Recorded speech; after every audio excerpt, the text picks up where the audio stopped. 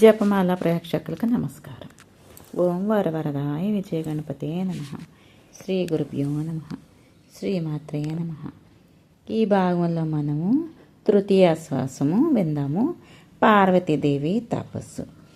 సూత మహాముని సౌనకాది మహామునులతో ఋషి పొంగవులారా, నందీశ్వరుడు మార్కండేయ మహర్షితో తెలిపిన విధంగా పార్వతీ పరమేశ్వర్ల పరిణయం గాథ వివరించుతాను. అత్యంత స్వభావము ఈ కథా ఘట్టం, సావధానంగా వినండి అని మొదలుపెట్టారు. పార్వతీదేవికి ఈశ్వరుని పెళ్ళాడాలని కోరిక ఉంది. అది యాదృచ్ఛికంగా దోహదం గురించి మన్మధుడు తన కంటి ఎదుటగానే ముక్కోటి కోపాగ్నికి భస్మీపట్లమయ్యాడు.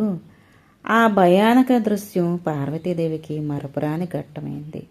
ఈ మూడు జగాల్లోని సాటిలేని మేటి సౌందర్యమైన మనోహరమైన రూపలావణ్య కలిగిన అంతటి గొప్పవాడి అందంతో ఉన్న శివుడు మెచ్చుకోలు కాదు కదా.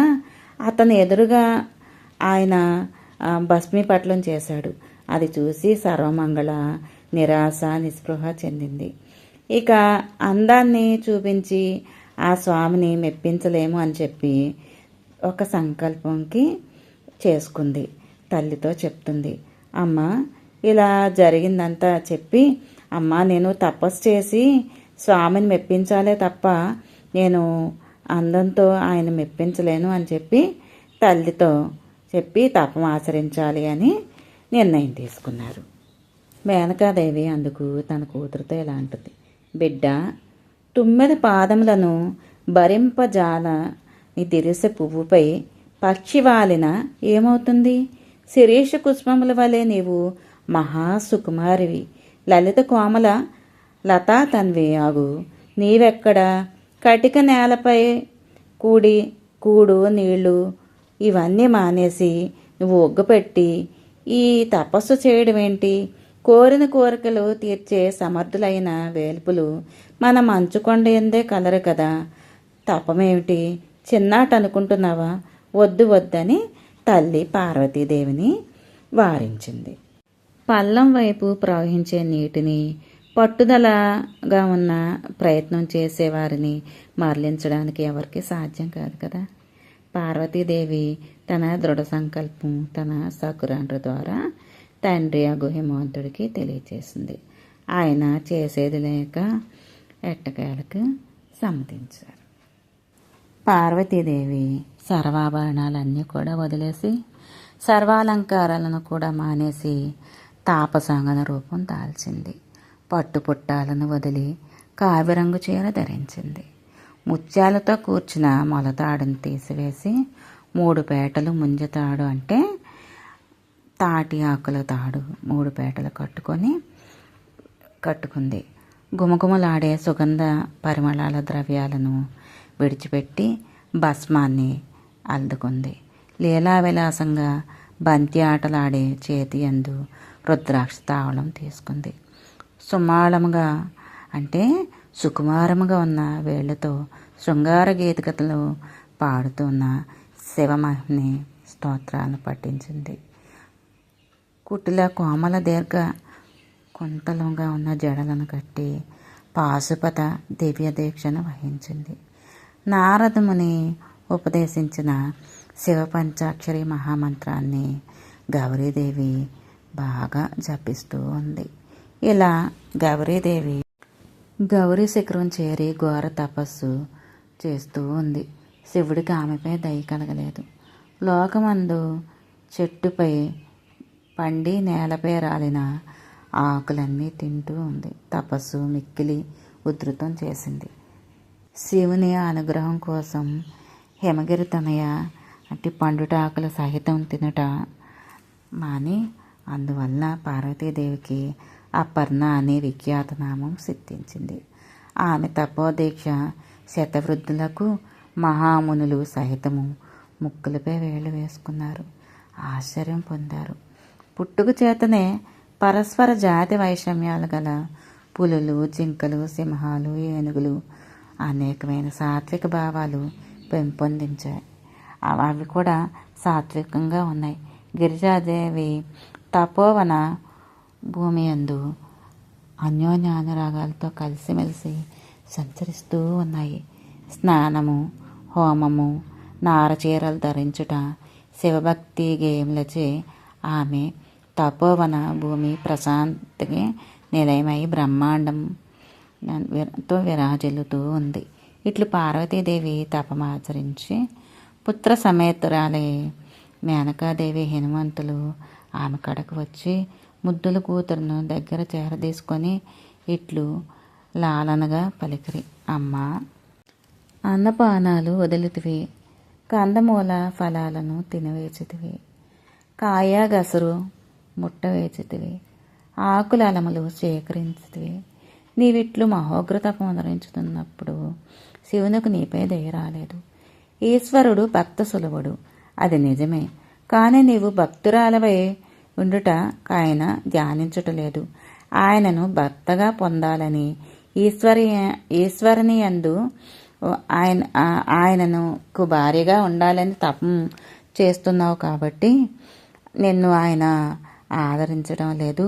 మన్మధుని మంట కలిపిన జితేంద్రియుడు నీకు లొంగి నిన్ను పరిణయమాడడం సందేహాస్పదమమ్మా. సర్వసంగ పరిత్యాగినవై ఉన్న పరిత్యాగి అయిన శంకరుడు సంసార బంధం తగులుకోవడానికి ఇష్టం లేదు. నీవు తలపెట్టి ఉన్నావు, ఇది సాధ్యం కాదు. అందని రాని పండుకేలా అంటే అందని ద్రాక్ష పుల్లగా ఉంటుంది, ఇది సాధ్యం కాదమ్మా అని సుఖంగా మా వెంట నువ్వు మరలా రా మా ఇంటికి అని మేనక హిమవంతుడు బుజ్జగించి బిడ్డతో అన్నారు. అందుకు పార్వతీదేవి సోదరుల వంక చూసి జన్ని జనకలతో ఇలా అంటుంది. నా మనసు శివుని యందు లీనమై నోరూరగా శివలీలా మహత్యాన్ని గుణగణాలను వర్ణింప నా శరీరం పరవశించి సర్వేశ్వరుని అంకితమై ఆత్మార్పణ మొదలుచుకున్నాను. నేను ఇచ్చట ఉన్నాను, మరెచ్చట ఉన్నను శివునికి నాకు ఎడతెగని సన్నిహితం సంబంధం ఏర్పడింది. ఆ అనుబంధాన్ని కట్టుకొని అందుకు నేను శివుడు దానిని. శివుడు నావాడు. సంకల్పము బలవత్తరంగా ఉంటే సాధించరాంది ఏమీ లేదు. శివుడిని మెప్పించి మీకు అల్లుడిగా ఒప్పించి మన ఇంటికి రప్పిస్తాను. నాకే మీరు దిగులు పడద్దు, మీరిక సుఖముగా వెళ్ళిరండి అని నమస్కరించింది. మేనక హిమవంతుడు మైనాకుడు వారు పార్వతీదేవిని ఆశీర్వదించి మంచుకొండకు చేరారు. పార్వతీదేవి శివుని ప్రసన్నని గావించడానికి తపశ్చర్యలు కఠినంగా సాగించింది. గాలి వాన వచ్చి వానాకాలం నందు కంటదగ్నమైన చల్లగా నీటి యందు శీతాకాలం నందు 4 వైపులా అగ్నులు రేల్చి సూర్యుని వంక చూస్తూ మండుటెండలో ఒంటి కాలుపై నిలబడి వేసవకాలం నందు మహోగ్రంగా తపస్సు చేసింది. బ్రహ్మాదులు శివుని సందర్శించడం, భాషాపతి, లక్ష్మీపతి, శచీపతులు కైలాసమున ఉన్న శంకరుని సన్నిధికేకి ఇలా ప్రార్థిస్తున్నారు. సర్వేశ్వర సదాశివ ఆశ్రిత కల్ప భూజమా, నీవు పార్వతీదేవిని పరిణయమాడడం ఎందులకు జాగరూకతగా ఉన్నావు. తారకుని బాధలకు దేవతలు తాళజాలలేకపోతున్నారు. ఆర్తనాదాలు విని మేము సహించజాలకున్నాము.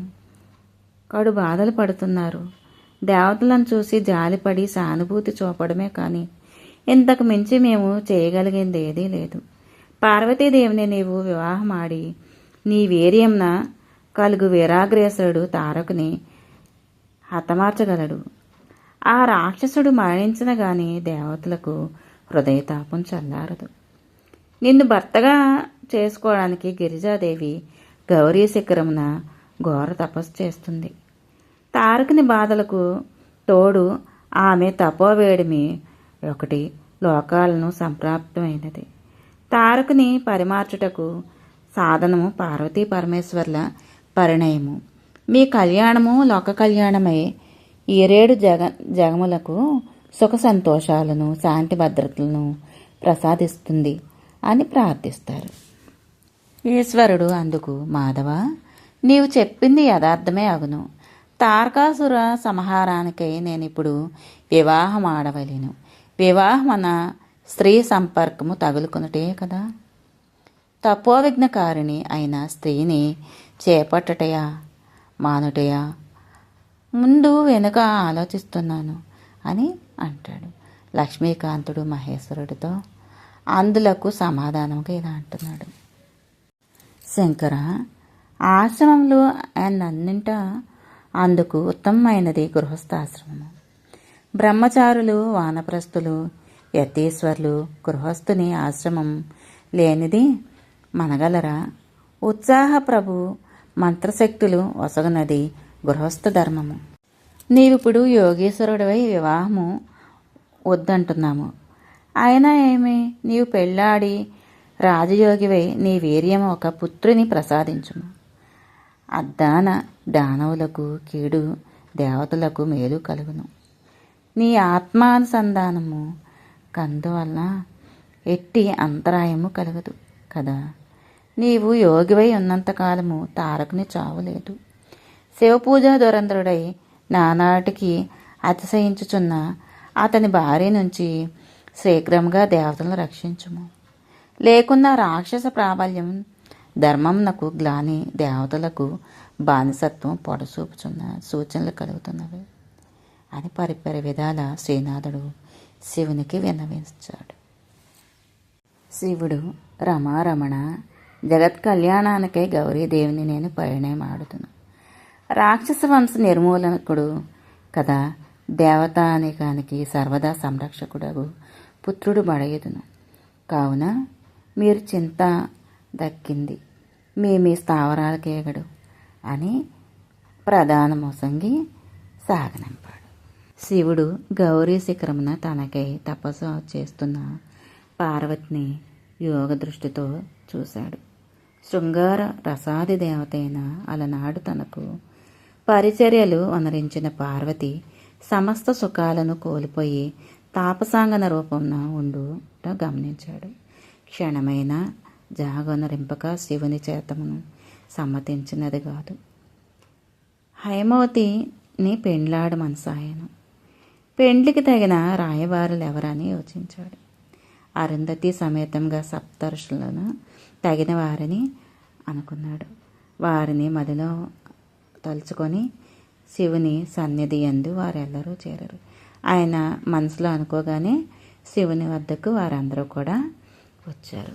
ఈ తపోధనులు, ఋషీశ్వరులు 7 కూడా తమ దేహకాంతుల చేతను నక్షత్ర కాంతుల వలె తెల్లగా ప్రకాశించి యజ్ఞోపవీతముల చేత వీధిని ప్రకాశింపచేస్తూ అరుంధతి సమేతంగా శివుని సన్నిధి కీర్తించి పిదప శివుని పెక్కుబంగులు వినతించారు. నమశివాయ అని చేతులెత్తి నమ్మవాకాలు అర్పించారు. వారి హృదయమున ఆనందంచే నిండి పొంగినవి, పొరలినవి. ఆనంద నేత్రాల నుంచి బాష్పరూపము వెల్లివిరిసింది. శివుడు వారిని అందరినీ కూడా ఉచిత ఆసనాలు వేసి కూర్చోబెట్టాడు.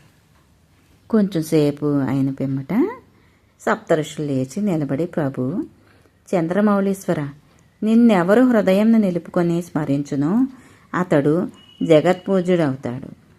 అట్టి ఎడ నీవు నీ హృదయమున మమ్ము స్మరించుటచే మాకు లోకైక పూజ్యత కలిగింది. మిక్కిలి ఆనందంగా ఉంది మాకు. మేము నివసించు సప్తఋషి మండలము చంద్ర సూర్య మండలముల కన్నా పైభాగమున ఉండొచ్చే మాకు ఉన్నత స్థానం ఇప్పటికే నీ దయ వలన లభించింది. నీవు మమ్మల్ని స్మరించుటే మాకు మహోన్నత స్థానము లభించినట్లయినది.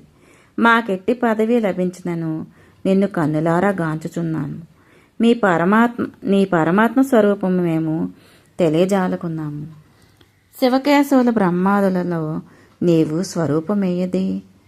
దుర్వ్యూహములు నీ లీలలు మాకు సుబోధక మగు తెన్నడు. అది అటు ఉండని పిపీలకాది బ్రహ్మ పర్యంతము సర్వభూమి హృదయ నిష్ఠితుడగు నీవు నీ హృదయంన మమ్ము స్మరించుట గల కారణమేమిటి? స్వామి కార్యము శిరసావహించి నెరవేర్చే ప్రయత్నం చేస్తాము అని పలుకుతారు. వశిష్ఠుని పాదపద్మములపై తన చూపులను విడింగించి అరుంధతీదేవి తలవాల్చి ఉన్నది. శివుని చిరునవ్వులు చిందిస్తూ శిరమునన్న నెలరాజు వెన్నెల కాంతులు దంతరుచితో మేళవించి సప్తర్షులతో ఇట్లా ఆదేశించాడు. తాపసోత్తములారా, నాకు కావలసినది ఏమున్నది? ఎల్లలోకాలు చల్లగా ఉండుటే నాకు కావలసింది. మీకు వేరుగా తెలపవలసిన పని లేదు. దప్పిక కొని చాతక పక్షి మేఘోదయంనకే తహతహలాడినట్ల దేవతలు నా సంతానం కొరకే 1000 కన్నులు నిరీక్షిస్తూ ఉన్నారు.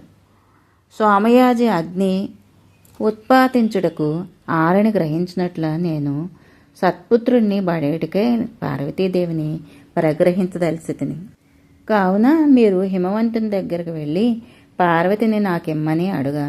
మీ బోటి పెద్దలే దానికి సరైన వారు. స్వభావంగా ఉంటుంది. పూజ్యురాలగు అరుంధతీదేవిని నాకే విషయమున సహాయం అందింపవలేను. వైవాహిక విషయాలలో మిక్కిలి నేర్పుగల స్త్రీ ప్రాముఖ్యత వహించవలేను. కావున మీరు ఓషధీస్త హిమవగ్నముల కేగుడు మరలా మనమి మహాకోశ నది ఒడ్డున కలసెదము కాన మంచిది.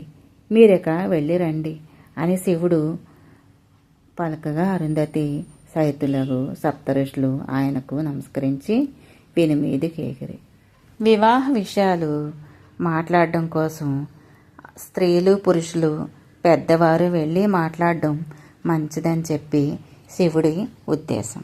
శివపార్వతుల సంవాదం. సప్తఋషులు పెళ్లి సంప్రదింపులు గావించి సఫలీకృతులే సంబంధం నిశ్చయమైందని వచ్చి పలుకగా వివాహ ముహూర్తం నిర్ణయించి తెలుపగలరని శివుడు మదిలో అనుకున్నాడు. కానీ అంత ఓపిక నిబ్బరము శివునికి లేకపోయినవి. పార్వతీదేవిని చూడాలని ఎంతో ఉవ్విళ్ళూర్చున్నారు. ఆమె అందలి గాఢానురాగం శివుడు అణుచుకోలేకపోతున్నాడు. మారువేషం ధరించి గిరిజాదేవిని కన్నులారా చూడాలని ఆనందాభిలాష చెందుతున్నారు. ముచ్చటలాడి మురిపించాలి అని అలనాటి సమ్మోహనాస్త్రము మన్మధుడు వెంట తొడిగి వదిలినప్పుడు నవ్వులను అణుచుకొని తన వంక లజ్జ భయ సంభ్రమలు మురుపుకున్న చూపులచే ముద్దులు మూటగట్టినట్లు ముచ్చట కొలిపిన పార్వతీదేవి వదనారవిందం ఎలా అయినా సరే చూడాలి అని చెప్పి మనసులో వెళ్ళూరుచూ ఉన్నారు. బ్రహ్మచారి వేషం దాల్చి శివుడు పార్వతీదేవి తపోవనానికి ప్రవేశించాడు. జింక చర్మము మోదుగ కర్ర చేతి పట్టుకొని మూర్తి భవించిన బ్రహ్మ తేజస్సు ముఖతో కలిగిన బ్రహ్మచారి వేషంతో పార్వతీదేవి వద్దకు వచ్చాడు. ఆ వటువు యుక్తియుక్తంగా మాట్లాడుతూ ఉన్నాడు. మిక్కిలి నేర్పరి. తన ఆశ్రమము నందు అడుగుడిన అతిథిని గౌరవించాలి అని చెప్పి గౌరీదేవి అతన్ని సత్కరించాలని అనుకుంది.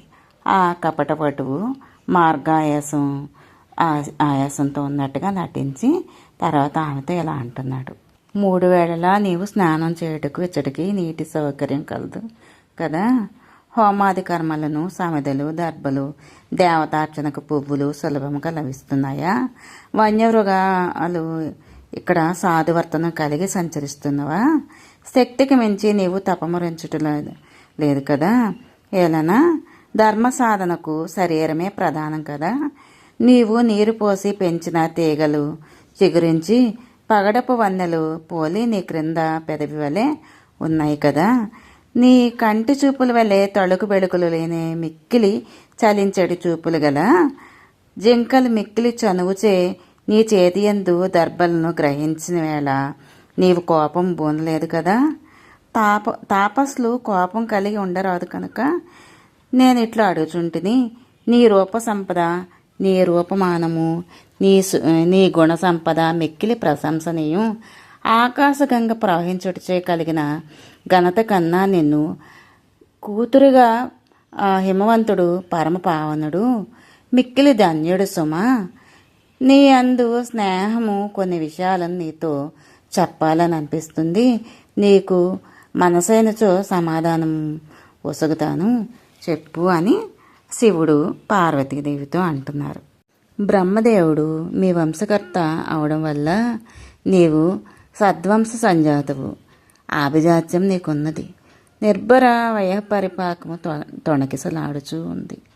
సౌందర్యనీయం మూర్తిభవించింది. సమస్త ఐశ్వర్యములకు సకల సంపదలకు మీ ఇల్లు పుట్టినిల్లు. స్వర్గమున కన్నా మిన్నగానే మీ ఇంట సమస్త వైభోగాలు భోగభాగ్యాలు మీకు కలవు. నీవు వరిని గూర్చి తపమరించుచుంటివని భావించుటకు వీలు లేదు. రత్నమును వెదకువారులున్నారు కానీ రత్నం ఒక ప్రాపునకే ప్రాకులాడదు కదా. వరిని మాట నేను ప్రసంగించినప్పుడు నీవు విడుచు నిట్టూర్పు బట్టి నీవు పెండ్లి ఆడదలిచిన వాడు నీకింకను సుముఖముగా లేనట్లు నా యోహ కందింది. శ్రీరామ నచ్చిన వాడెవరు అని ఊరుక ప్రశ్నిస్తూ ఉంటే పార్వతీదేవి చెలికెత్త వంక చూసి ఆ బ్రహ్మచారికి తన వృత్తాంతం తెలపమని సాగి చేసింది. ఆ చెలికెత్త పార్వతీదేవికి పెండ్లీడు వచ్చినప్పుడు నారద మహాముని వచ్చి శివుని పెండ్లి ఆడగలవు భవితవ్యం తెలిపి పంచాక్షరి మహామంత్రం ఉపదేశించిన అది మొదలు శివునికి పార్వతీదేవి పరిచర్యలను సలపడం, మన్మథ సంహారము మొదలగుగా అన్ని విషయాలు చెప్పింది. అప్పుడు ఆ కపటపటు అయ్యయ్యో, నారదుడి మాటలు విని బాగుపడేవారు ఎవరైనా ఉన్నారా? మచ్చుకైనా లేరు, మీకు తెలియదా? కోరిన కోరికలు సులభంగా పొందడానికి శివుని గురించి తపస్సు చేయడం చాలా మంచిది. శివుని భర్తగా కావాలని నీవు పాడిన పాటలు వ్యర్థమే సుమా. అరెరే, ఎంత పని జరిగింది! వరుని రూపము, కన్య అంతస్తు, తల్లి విద్య యోగ్యత, తండ్రి పరిగణించుట లోకాచారము అని పలికిన పిదప కపటవటువునకు గౌరికి ఇట్లు సంవాదం జరిగింది. వటువు అంటున్నాడు కదా, విరూపాక్షుని రూపంపై నీకు ఎట్లు మక్కువ కలిగింది అని. గౌరీదేవి అంటుంది, మూడో కన్ను జ్ఞానానికి ప్రతీక. శివుడు మహాజ్ఞాని ఆత్మ భక్తులకు జ్ఞాన ప్రదాత అవుట మూడో కన్ను సూచిస్తుంది.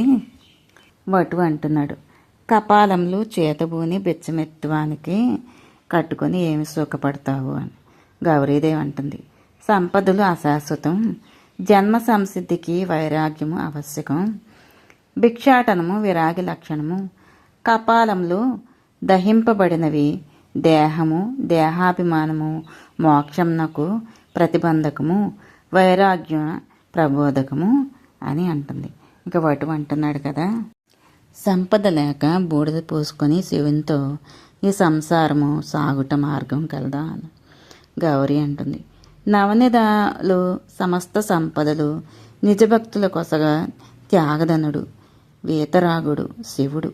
విభూతి ఐశ్వర్యంనకు పర్యాయ పదమును. దిగంబరుడు అగవాడు నీకు కూర్చు సుఖమేముంది అని వటువు అంటున్నాడు. గౌరీ అంటుంది కదా, దిక్కులే బట్టలుగా గలవాడొకట ఈశ్వరుని విశ్వవ్యాపకత్వము చాటుటలేదా? కావుననే విశ్వేశ్వర శబ్దము ఈశ్వరునకు చెల్లి ఉన్నది అని వటువు అంటున్నాడు. పుట్టుపూర్వోత్తరాలు లేనివాడు సంబంధమునకు మీ తల్లిదండ్రులు అనుమతిస్తారా అని. గౌరీ అంటుంది కదా, ఆది మధ్యాంతరహితుడగు బ్రహ్మ ఉదయమునకు ఆస్పదమైన పుట్టుక కారణభూతుడైన వాని పుట్టు పూర్వోత్తరాలు తెలుసుకొని ఏం తరము సరే కానిము. పాణిగ్రహణం చేసేట సమయంలోని పాములు బుస్సుమని అన్నా నీవెట్లు ఓర్చుకుందువు? నాగభూషణుడు నీకు నచ్చుటెట్లు అని గౌరీదేవి అంటున్నారు. పాముల నివాసము అధోలోకము.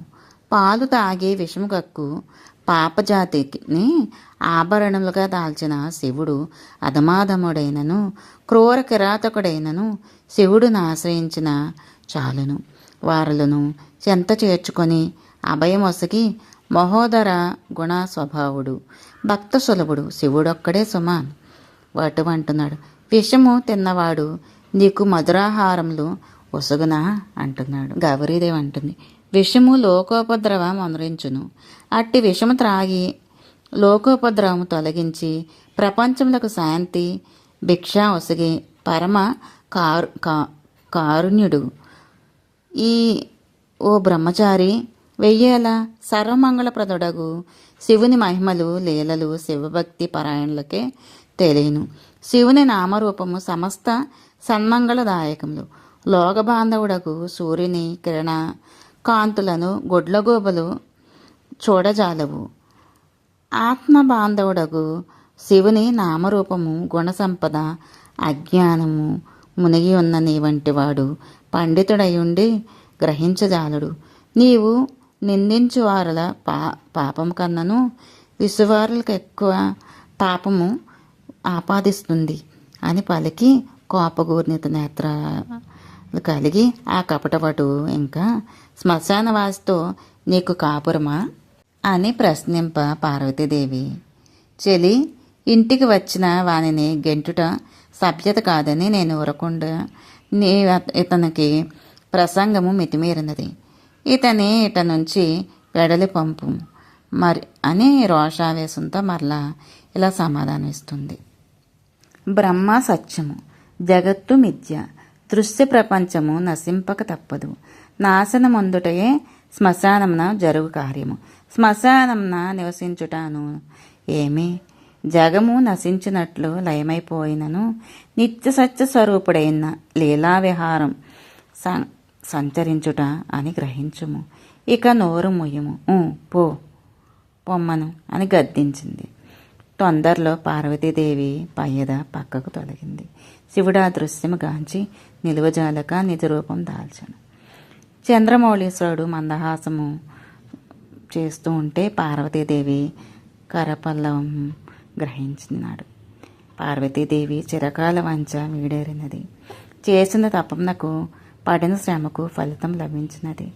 ప్రాణవల్లభుడు కరపీడన మనరించి పార్వతీదేవికి సంతోషమతిశయించినది. దొంతర్లుగా సిగ్గుతో ఓ పక్కకి అలా తల పక్కకు వాల్చి అలా ఉండిపోయింది.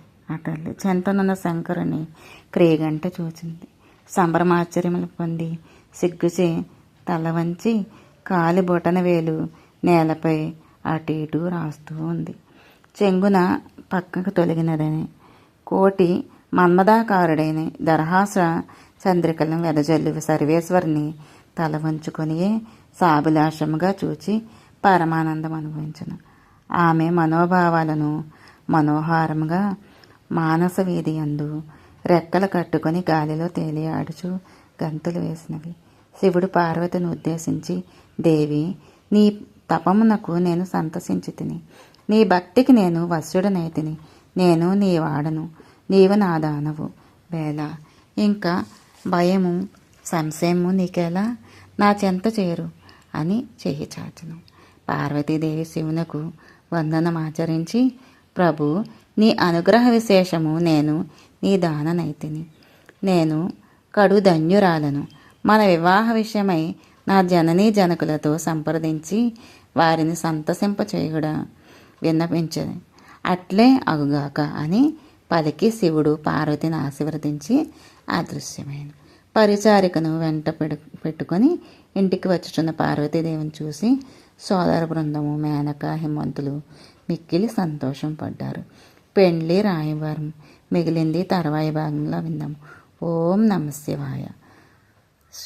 శ్రీమాత్రే నమః. Thank you for watching.